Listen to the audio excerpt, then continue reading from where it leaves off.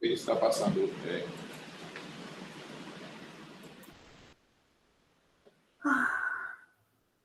Está passando os slides? Não, não tem nada projetado. Não tem nada projetado. Ah, eu acho que parou novamente.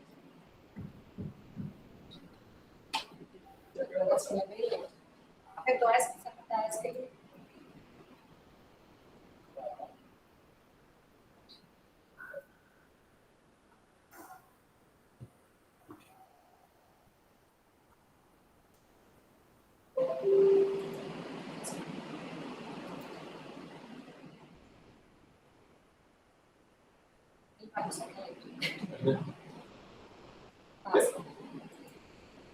Agora?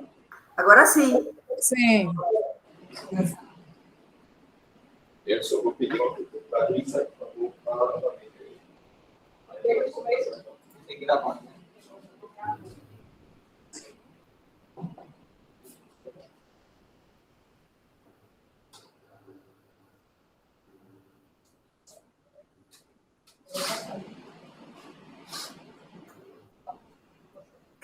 Bom dia a todos. Está conseguindo chamar esses slides. Pessoas que nos acompanham da Paraíba. Então, vamos dar início à apresentação da Bárbara Freire de Oliveira, de sua tese titulada Otimização, Modelagem e Avaliação da Secagem do Fundo, Moídas de Folia L, o leito de zonas, sob a orientação da professora Joseline Cavalcante, orientação do professor Nádia Costa. Bárbara, pode fazer sua apresentação. Obrigada. Bom dia a todos. Este trabalho tem como título a Otimização, Modelagem e Avaliação da Secagem de Nome, Moídas de Folia L, por leito de jogo, e como orientadores os professores Maurício, Josilene e Nagé. Esta apresentação ela foi dividida em introdução, objetivo, metodologia, resultado de discussão, conclusões e perspectivas para estudos futuros. Bom, as plantas medicinais elas vêm desempenhando um papel bastante fundamental na saúde mundial, mesmo que a gente verifique grandes avanços na medicina. Segundo ainda a Organização Mundial da Saúde, 85% da população de países em desenvolvimento utilizam plantas ou preparações dessas para o tratamento primário de doenças. Uma planta que é bastante utilizada por ter essas propriedades terapêuticas e que teve seu início na Polinésia é justamente o noni, que é o fruto utilizado nesta pesquisa. Porém, quando a gente se refere à sua vida útil, ela é muito curta após a colheita, principalmente se ela for mantida sem refrigeração. Então, uma forma de conservar esse alimento é através da produção de um pó, que é uma técnica bastante viável e que é amplamente empregada. Falando um pouco mais sobre o noni, ela tem como nome científico Morinda citrifolia Linn. Por conta do clima, que é bastante favorável aqui no Brasil, ela vem sendo cultivada e consumida em diversas regiões brasileiras. Podemos citar o Acre, São Paulo, Minas Gerais, Pará, Sergipe, Ceará e o Rio Grande do Norte. Em relação às suas árvores, elas alcançam em torno de 3 a 10 metros de altura. As folhas elas são oval-oblongas e com um tom verde brilhante. Já as flores elas são tubulares, são unidas basalmente e apresentam uma corola branca ou esverdeada.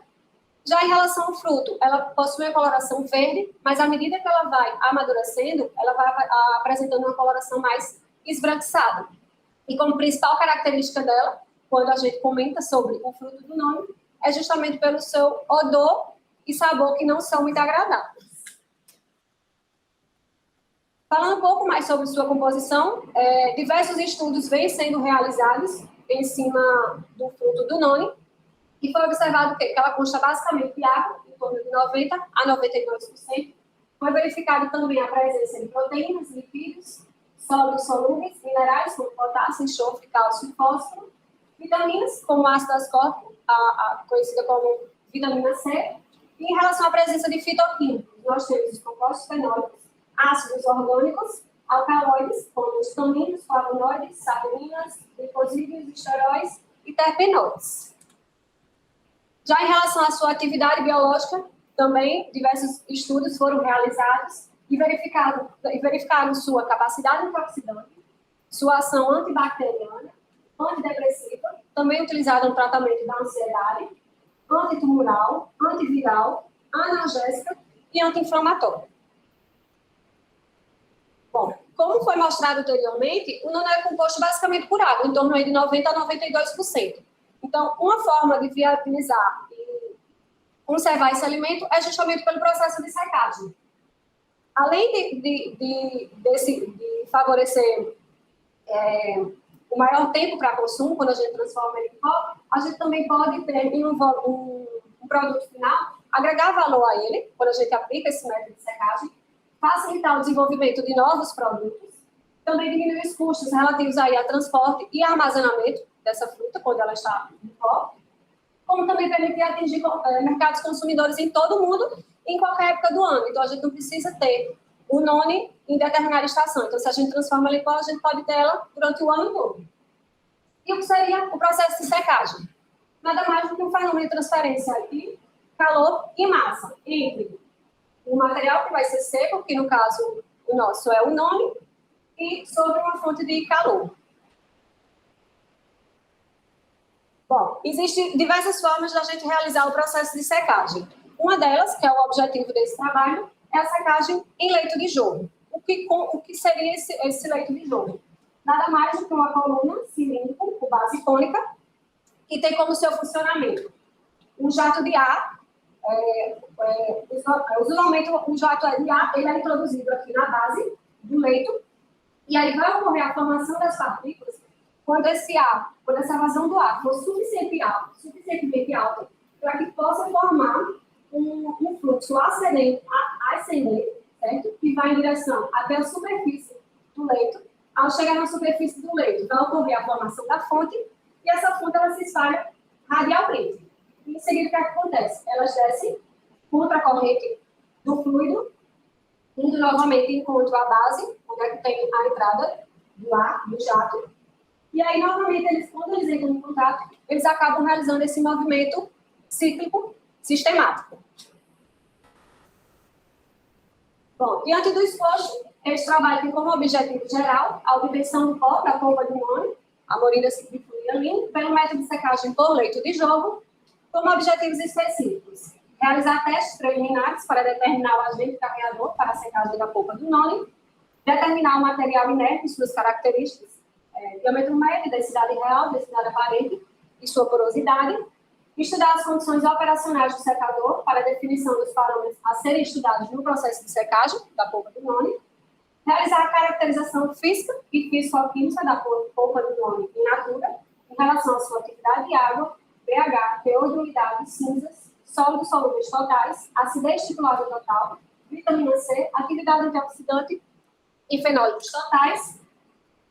Estudar a secagem em unidade piloto, tendo como base o planejamento experimental material completo, em 2 segundos, com 3 pontos centrais, para avaliar a influência das variáveis independentes, que foram concentração do agente carreador, temperatura de secagem, sobre as variáveis de resposta, as dependentes, que são teor de umidade, atividade antioxidante e fenólicos totais. E realizar também a caracterização física e físico-química da polpa do noni do pó obtido, tá? Em relação à atividade de água também, pH, teor de umidade, cinzas, sólidos solúveis totais, acidez titular no total, vitamina C, atividade antioxidante e fenólicos totais, para validação do método de secagem em todo o planejamento experimental. Falando um pouquinho sobre a metodologia que foi utilizada, em relação à matéria-prima. Ela foi proveniente de uma agricultura familiar no município de Alhandra, na Paraíba.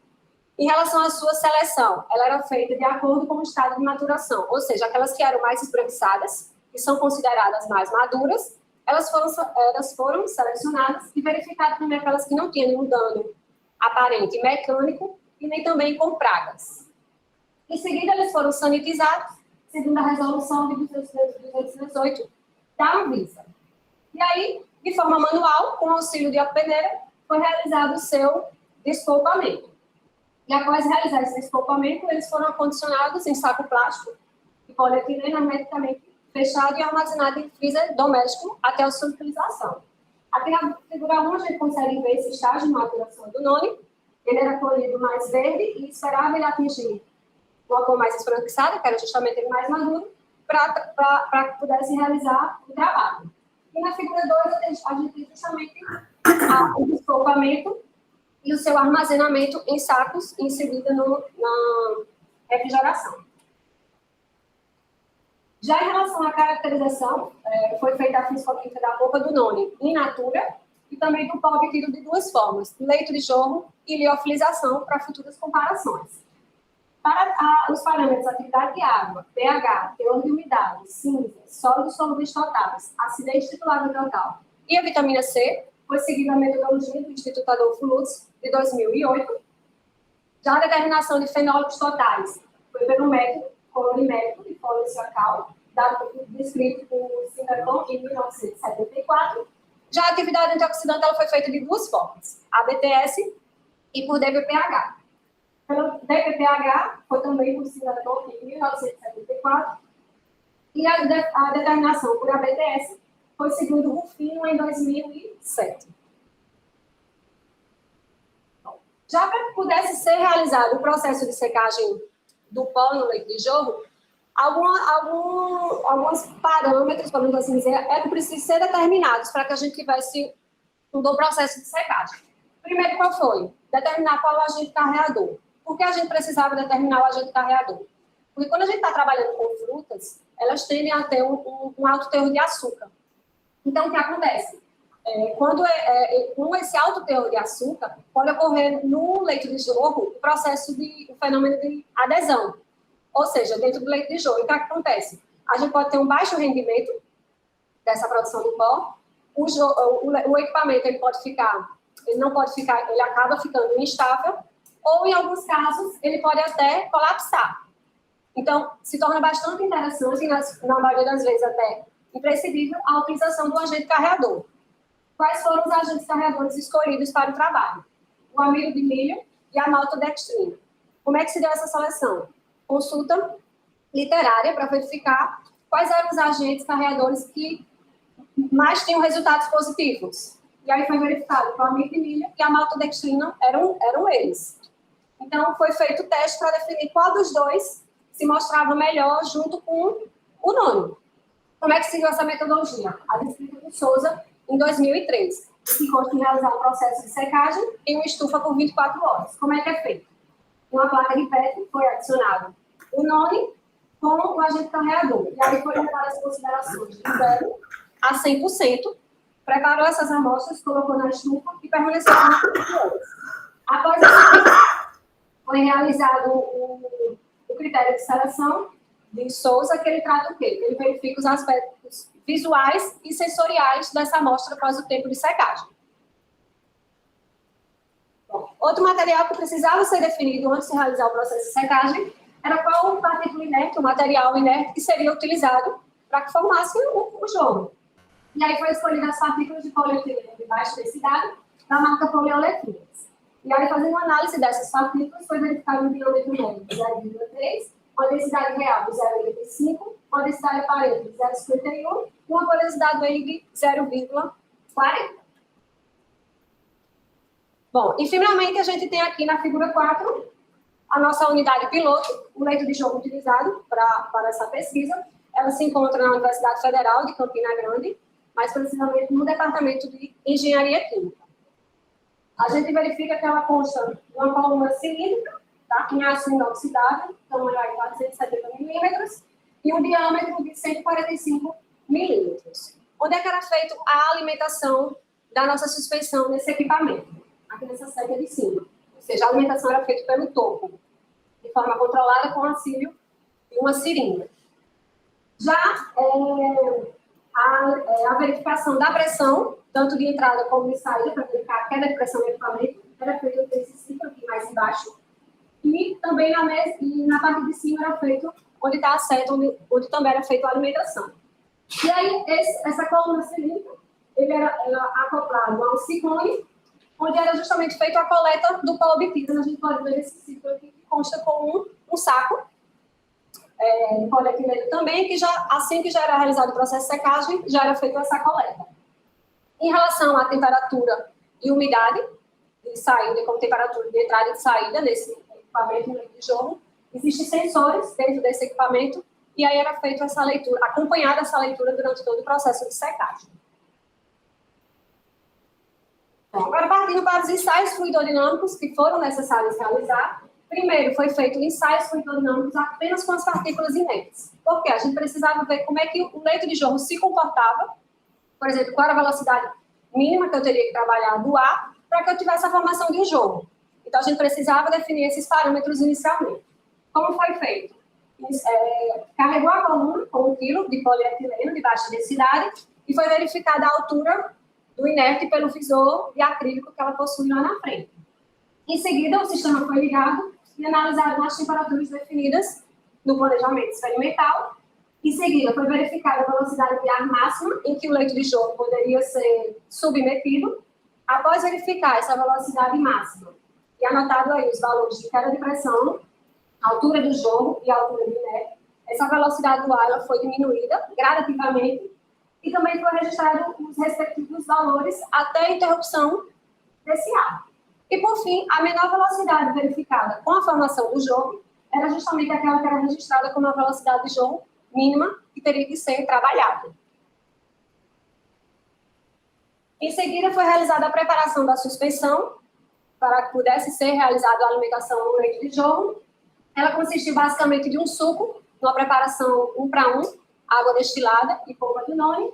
E em seguida, ela foi adicionado o agente carreador na concentração que foi definida no planejamento experimental. E aí, em seguida, elas foram misturadas, manualmente mesmo, até verificar uma suspensão homogênea. E já para o processo de secagem, a obtenção do pó, foi realizado também os seus ensaios fluidodinâmicos. Da mesma forma, foi carregado o equipamento com inerte, 1 kg. A temperatura do ar foi ajustada de acordo com o definido do planejamento experimental. A velocidade do ar foi fixada em 8 metros por segundo. Mais à frente eu falo o porquê, 8 metros por segundo, tá? E foi definido nos ensaios fluidodinâmicos. E aí, após ter alcançado a temperatura de trabalho e verificado no regime permanente, a alimentação do jorro com a suspensão foi iniciada. Como é que foi feita essa alimentação? Inicialmente, a cada 1 minuto, era adicionado 5 ml da suspensão durante os primeiros 10 minutos de secagem. Em seguida, a cada 5 minutos, até completar 40 minutos, até completar 60 minutos de secagem. Em seguida, a cada 10 minutos, foi adicionada essa suspensão até 220 minutos de processo. Foi também obtido ao pó da polpa do noni por liofilização. Por quê? Para futuras comparações com o método de secagem do leito de jorro. Por quê? O pó obtido por liofilização, ele é aquele que menos interfere nas propriedades do material que você vai estar trabalhando, no caso do fruto aqui. Então, se torna interessante essa comparação para ver se a técnica que está sendo aplicada está próxima do que seria o nosso branco, que a gente costuma chamar o método de liofilização. E para realizar a análise e verificar os efeitos principais e interações das variáveis independentes sobre as nossas variáveis de resposta, foi utilizado o programa estatístico, levando um efeito de significância aí de 5%, ou seja, 95% de confiança. Entrando agora nos resultados, a gente pode observar nessa tabela 1 a caracterização fisicoquímica da polpa de noni in natura. O que é que a gente observa? No nosso presente trabalho, em relação ao teor de umidade, ela ficou bastante próxima do encontrado por diversos autores, tá? Na faixa de 90,4 para gosto, próximo, por exemplo, de Paris, deu 90,6, então se tornou bem próximo, mostrando que ela é basicamente constante de água. Em relação à atividade diária, também já esperava um alto valor. O trabalho foi encontrado um valor aí de 0,98, já correu em 2011 encontrou aí 0,93. Em relação ao pH, foi verificado uma fruta levemente ácida, em torno de 4,53, e também a faixa de diversos autores, como a gente pode ver aqui, um de 4,52. Então, se manteve bem nessa faixa. Já em relação ao teor de cinzas, a gente observa uma concentração de 0,43 aproximadamente, um pouco mais abaixo que os demais autores, mas relativamente próximo ao oeste, aqui que encontrou 0,54.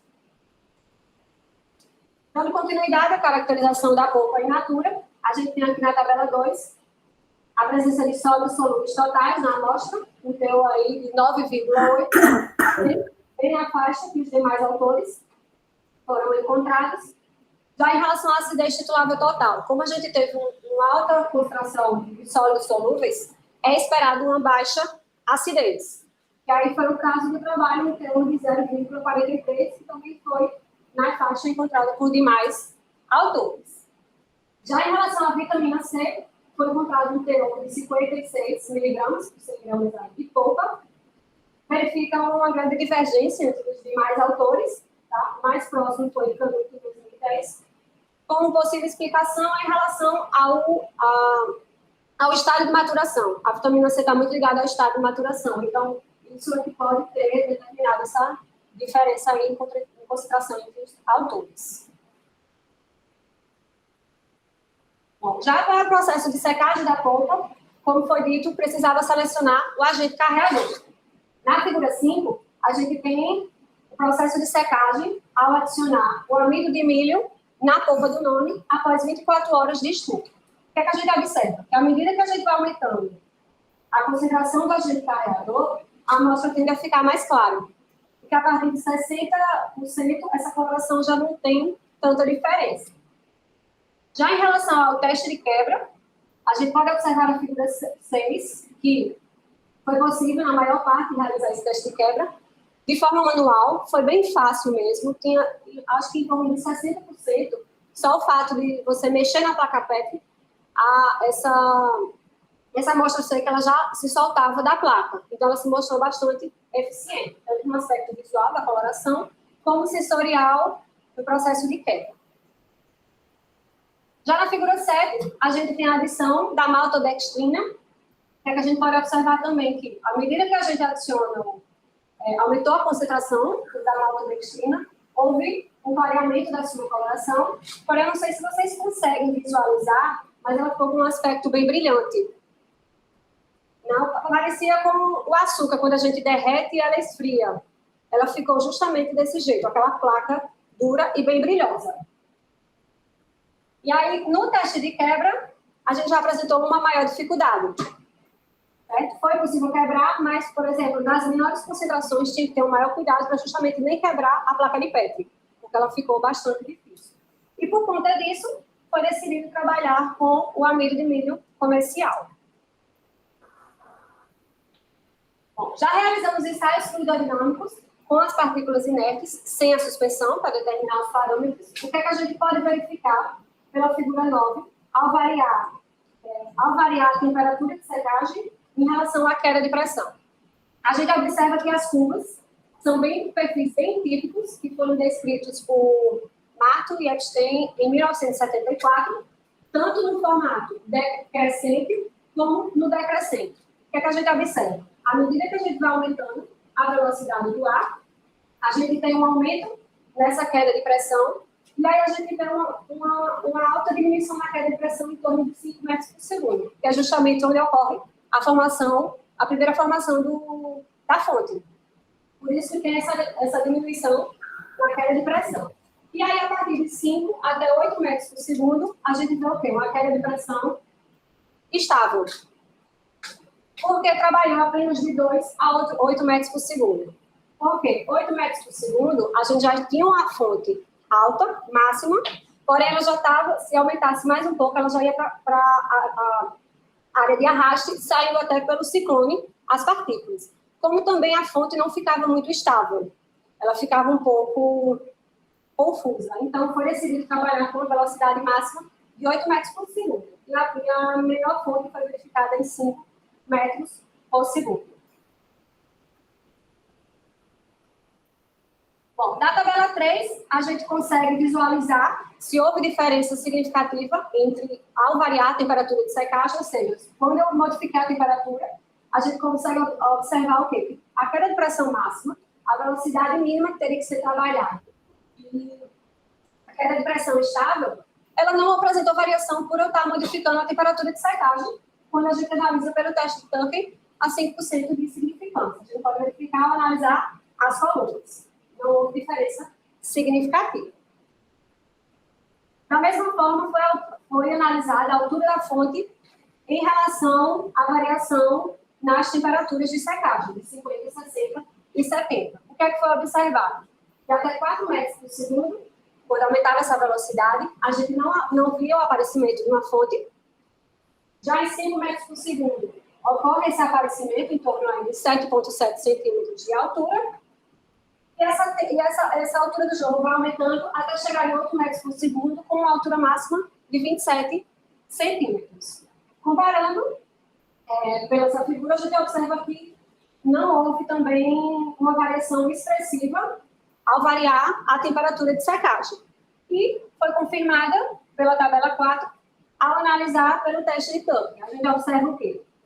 Analisando as linhas na horizontal, à medida que eu aumento a velocidade do ar, não houve diferença significativa ao trabalhar com as 3 temperaturas de secagem.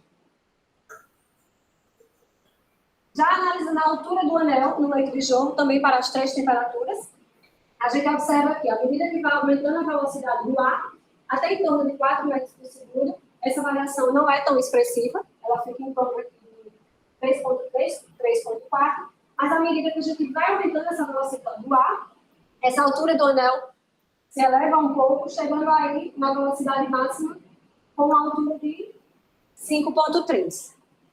Fazendo a mesma análise para verificar se houve influência da temperatura de secagem na altura do anel, a gente observa que é pela figura 5. E também não houve diferença significativa quando a gente analisa a velocidade do ar e compara as 3 temperaturas, analisando a linha na horizontal, também pelo teste de Tucker. Bom, já para a definição do planejamento experimental fatorial completo, como é que foi definido? Foi dito que a temperatura utilizada foi de 50 a 670. Por que foi definido essas temperaturas de secagem? Consulta também na literatura e foi verificado o quê?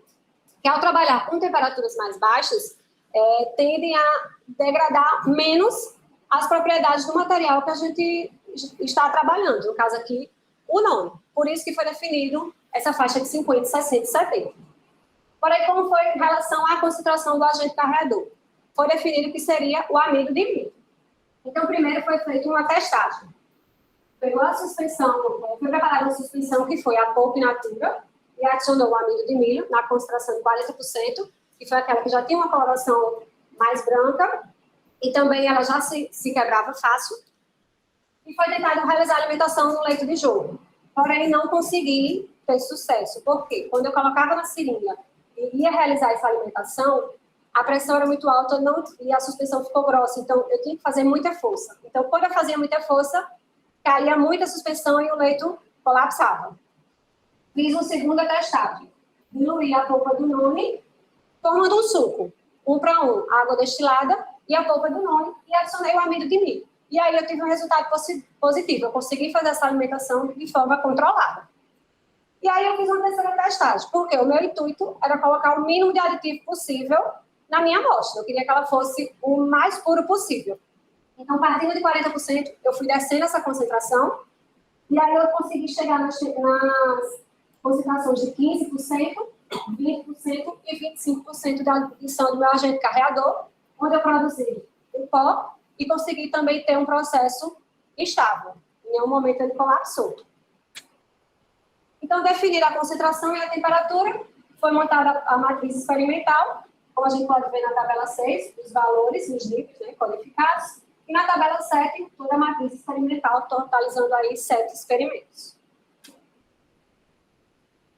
Em relação agora aos ensaios fluidodinâmicos com a alimentação da suspensão, a gente observa na figura 13 e na figura 14 a queda de pressão em relação ao tempo de secagem na temperatura de 50 graus, variando apenas a concentração do amido de milho. No caso aqui, 15%, e na figura 14, de 25% de adição desse amido de milho. O que é que a gente observa? Nos primeiros minutos, tem uma diminuição na queda de pressão, ou seja, gera uma estabilidade, assim que a gente inicia o processo de secagem, quando é adicionada essa suspensão.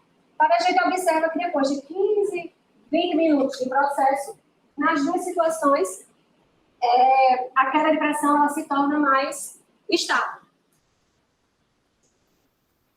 Já em relação à temperatura de 70 graus, a gente observa na figura 15 e figura 16, variando apenas a concentração, onde temos 15% de amido e 25% de amido. A gente observa o quê? Uma pouca variação nessa queda de pressão, tanto no início da alimentação como durante todo o processo de secagem. Provavelmente aqui é a elevada temperatura. Quando a gente trabalha com elevada temperatura, a gente tem uma alta taxa de transferência de calor e aí ocorre uma melhor estabilização aqui do meu processo. Mesmo que eu esteja variando a consideração do meu agente carreador, eu consigo manter essa estabilidade no meu processo, na queda de pressão.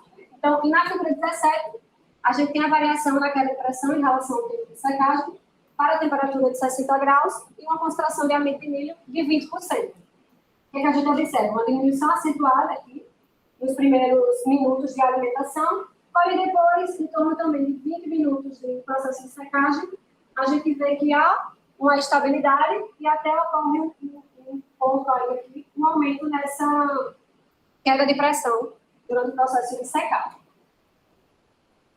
Já analisando a variação na altura do jogo e do anel, tá? A gente tem o que na figura 18 e 19, a temperatura de 50 graus, variando apenas a concentração. Para a figura 18, a gente observa que nas condições mínimas de secagem, houve a estabilização da altura do jogo, em torno de 110 minutos de secagem, com uma altura em torno de 15 centímetros. Em relação à variação na altura do anel, a gente observa que ela estava em torno de 5 centímetros, e quando ocorre sua estabilização, ela chega em torno aí de 5,5 de altura do anel. Já na figura 19, a gente tem a variação na concentração para 25%. A gente observa aqui a estabilização na altura do jogo acontece mais rápido, ou seja, por conta de uma maior concentração do agente carregador, e essa estabilização acontece em 50 minutos de processo com uma altura de 16 centímetros. Em relação também à variação da altura do anel, vê que ela se inicia em 5 e termina também em torno de 5,5 de altura. Já na figura 20, a gente tem a variação da altura do jogo em relação à temperatura de 70 graus, com a concentração de 15% do amido. É observado o quê? Que a estabilização ocorre em 120 minutos de processo com uma altura de 18 centímetros. Em relação à variação também na altura do anel, observa-se uma pequena variação de 5 até 5,5 de altura. Já na figura 21, a gente tem a concentração de 25%, também na temperatura de 70 graus, e a gente observa uma estabilização na altura do jogo com apenas 10 minutos de processo. Ou seja, uma altura em torno de 25%, mostrando que, trabalhando com as concentrações máximas, de 25%, o processo, ao trabalhar com alta temperatura, tem uma maior taxa de transferência de calor e a utilização de uma concentração maior também gera um melhor contato entre a suspensão e a partícula. Por isso, uma estabilização tão rápida nas maiores condições de processo. E em relação à altura do anel, a gente verifica também uma pouca variação, inicial de 5, finalizando em torno de 5,2. Já na figura 22, a gente tem a variação da altura do anel para a temperatura de 70 graus e uma concentração de amido de milho de 20%. Observa também uma estabilização a partir de 90 minutos de processo, com uma altura em torno de 15 centímetros, e uma pouca também variação na altura do anel, inicial de 5, chegando até 5,4. Bom, já verificando a influência das temperaturas que foram aplicadas em relação à umidade de saída do ar e da temperatura de saída do ar, o que foi encontrado já era basicamente o esperado, que era o quê? Em todas as situações, nas figuras 23, 24, 25 e 26. E também na figura 27, o que era esperado? Que à medida que eu trabalhasse com temperatura de entrada mais alta, eu teria uma umidade de saída menor e uma temperatura de saída maior. E aí a gente observa aqui, ao trabalhar nas condições mínimas, a gente teve uma umidade de saída maior, 27,2, e ao trabalhar nas condições máximas, a gente tem uma menor umidade de saída do ar, de 14,3, uma temperatura em torno de 67,3. Bom, falando agora sobre o pó obtido, tá, durante o processo de secagem para todo o planejamento experimental, a gente observa aqui na figura os pós obtidos para todo o planejamento. Na primeira figura, a gente tem as condições mínimas que foram utilizadas, de 50 graus e 15% de amido de milho. E na figura 4, a gente tem as condições máximas, 70% e 25%. A figura está saindo um pouco amarelada, mas o que é que foi verificado pessoalmente? Que à medida que eu fui a coloração, ela foi cada vez ficando mais esbranquiçada quando eu trabalhava com uma concentração maior do agente carreador. Tanto a aparência, a coloração, como também a granulometria. Quando a gente tocava, era bastante fino. Inclusive, quando trabalhando nas condições máximas, eu digo que a textura dela se assemelhava muito com o amido de milho, quando a gente tocava. E fazendo sua caracterização, a gente tem aqui na tabela 8 as análises referentes à acidez e a atividade de água presente após o processo de secagem. Esses parâmetros são bastante importantes porque ambientes, amostras que tenham uma menor quantidade de água e que também tenham uma acidez mais elevada, tendem a dificultar a proliferação de micro-organismos. Ou seja, é o que a gente deseja. Então, foi verificado que um leve aumento ainda da acidez do pH, quando comparado com a in natura, em relação ao liofilizado. Todo o planejamento experimental se manteve na faixa encontrada pelo liofilizado. Em relação à atividade de água, o liofilizado foi em torno de 0,140. Já todo o planejamento experimental, a maior atividade de água verificada foi de 0,2. Então, se mostrou bastante eficiente. Em relação à acidez titulável total, a amostra tinha pouco, porém, pelo liofilizado, foi possível aumentar esse teor, mas também foi possível ter um leve aumento em relação a todo o planejamento experimental, chegando aí em torno de 1,35 nas condições mínimas. Verificando agora se houve influência das variáveis concentração e temperatura de secagem no planejamento experimental em relação às variáveis, no caso aqui pH, pela figura 28, a gente observa o quê? Que apenas a concentração influenciou nesse meu resultado de forma positiva, ou seja, quando eu tinha um aumento da concentração, eu tinha um aumento do meu pH. E quando comparado com o natura, a gente vê que o natura a gente tem 4,53, chegando em torno de 4,8, ou seja, a gente conseguiu elevar um pouco essa acidez.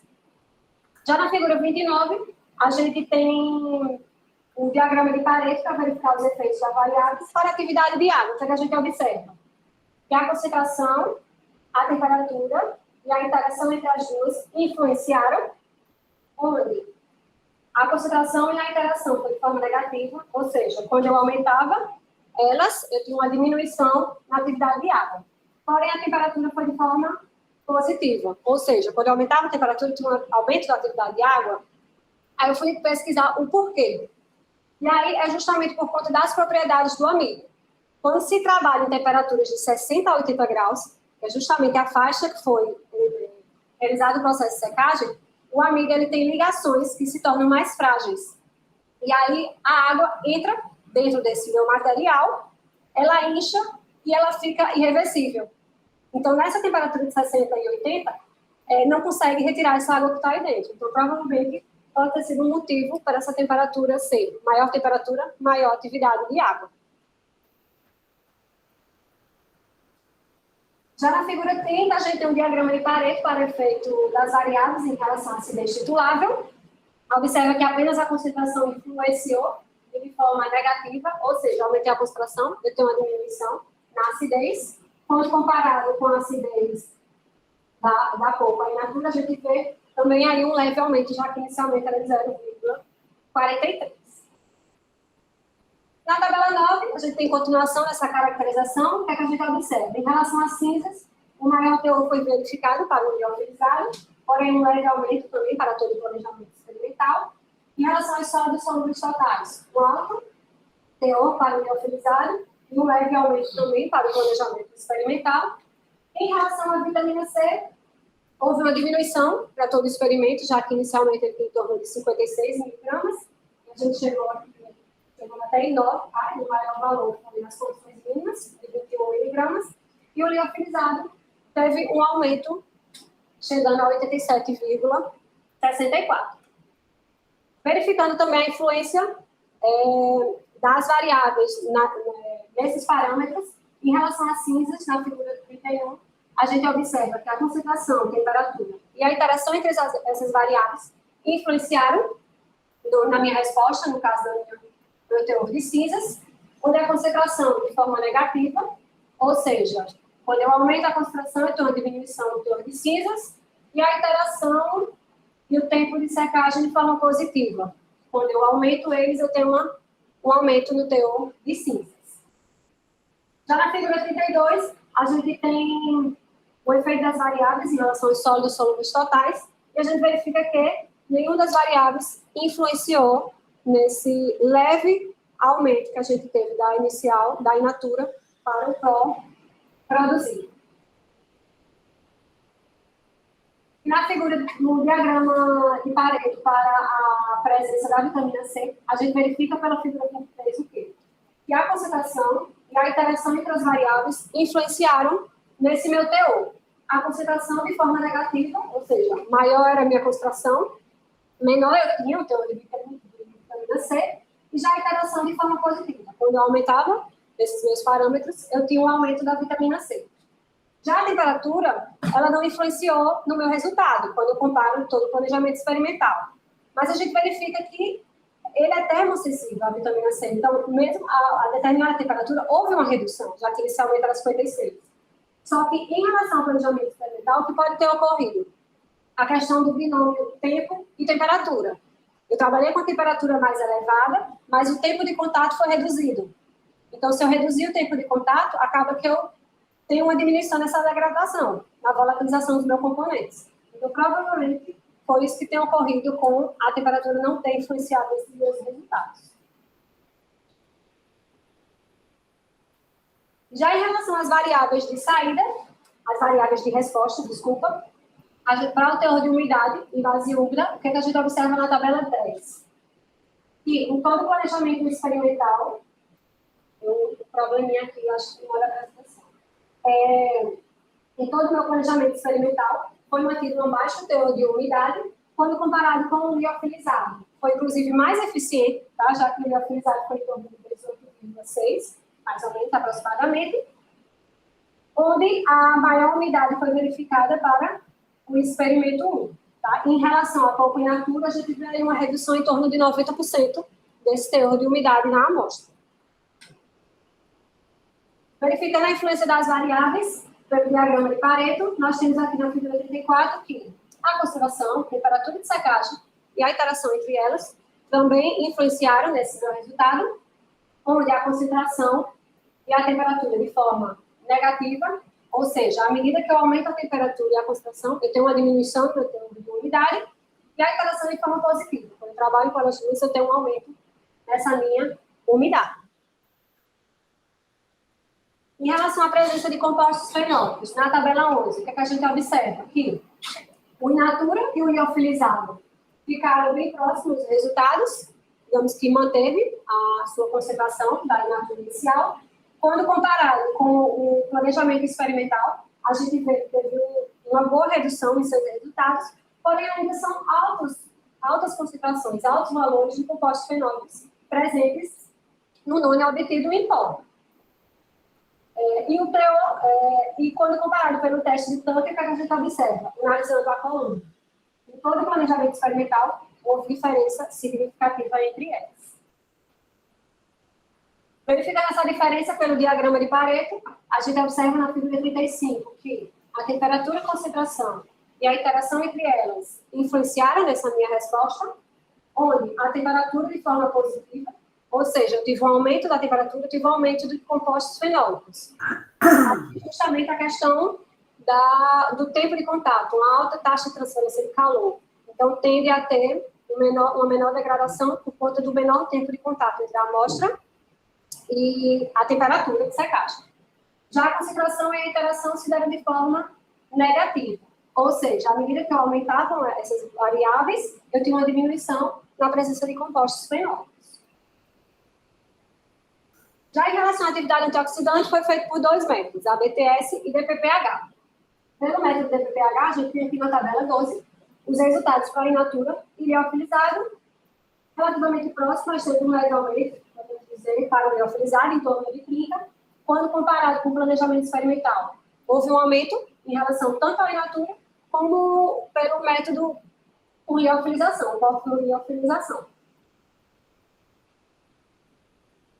Já pelo diagrama de Pareto, para verificar a influência dessas variáveis, a gente observa o quê? Que a interação entre as variáveis, a temperatura e a concentração, influenciaram a interação e a concentração de forma positiva, ou seja, quando eu aumentava essas 2 variáveis, eu tinha um aumento da presença da atividade antioxidante. Ou seja, provavelmente essa concentração, o agente carreador, ele teve um efeito mais protetor. Eu aumentava a temperatura e ele agia como uma película protetora para que diminuísse a degradação da atividade antioxidante.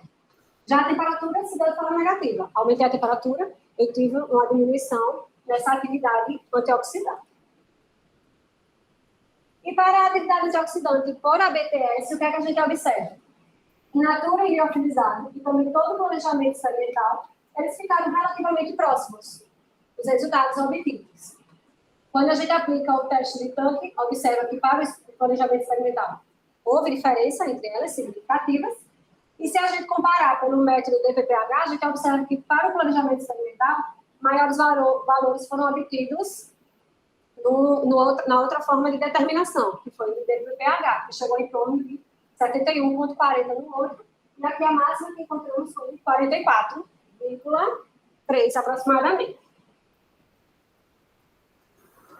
Já analisando pelo diagrama de Pareto, a gente observa que a interação entre as variáveis, temperatura e concentração, influenciaram concentração e temperatura de forma positiva, ou seja, aumentei essas variáveis, eu tive um aumento da concentração da BTS, e a interação de forma negativa. Quando eu aumento, eu tenho uma diminuição.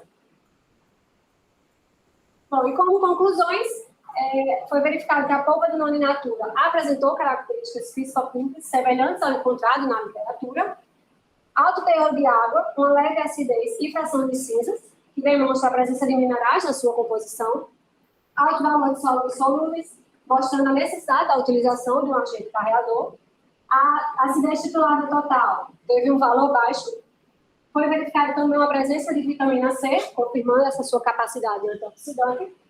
Amido de milho comercial foi o que apresentou o melhor comportamento na mistura com a polpa do noni. O processo de secagem apresentou um comportamento estável para todo o planejamento fatorial completo. Foi verificado também que a presença da suspensão gerou uma interferência no comportamento dinâmico do leito durante todo o processo de secagem, mas em um momento ele colapsou. Como também no aspecto visual do pó obtido, o aumento da concentração do agente carreador gerou um pó mais branco e mais fino, porém todas as amostras apresentaram uma textura bastante fina quando manipulada. Na caracterização do pó, a atividade de água foi encontrado o valor inferior a 0,25, foi mantida a característica ácida da polpa, um leve aumento no teor de acidez e de sólidos solúveis e perdas significativas da vitamina C. Para todas as condições de secagem, foi possível obter um pó com baixa umidade, uma redução em torno de 90%, e uma alta presença da atividade antioxidante e de fenólicos totais. E observou-se nos experimentos que melhores resultados são obtidos quando se trabalhou com as condições mais altas do planejamento experimental, que é uma temperatura de 70 graus e uma concentração de 25% de amido. E como perspectivas para estudos futuros, o estudo do armazenamento do pó seco para verificar se essas propriedades elas serão mantidas ao longo do tempo, o estudo das isotermas de absorção para prever as condições do armazenamento, realizar o estudo energético do secador, visando sua utilização em comparação com outros secadores, estudo econômico da secagem da polpa do noni a altas temperaturas e realizar a caracterização das propriedades físicas e físico-químicas do pó obtido, como também a elaboração de um produto à base do noni, que seria um medicamento para uso em seres humanos, e aí seguindo as normas brasileiras, que seria a pesquisa experimental e a pesquisa aqui. Bom, por isso, obrigada.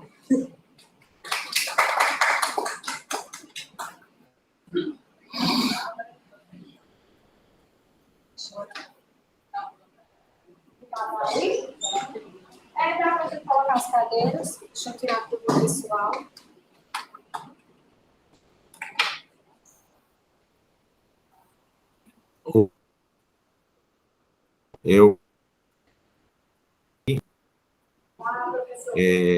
Eu vou parar a gravação e iniciar a gravação para a segunda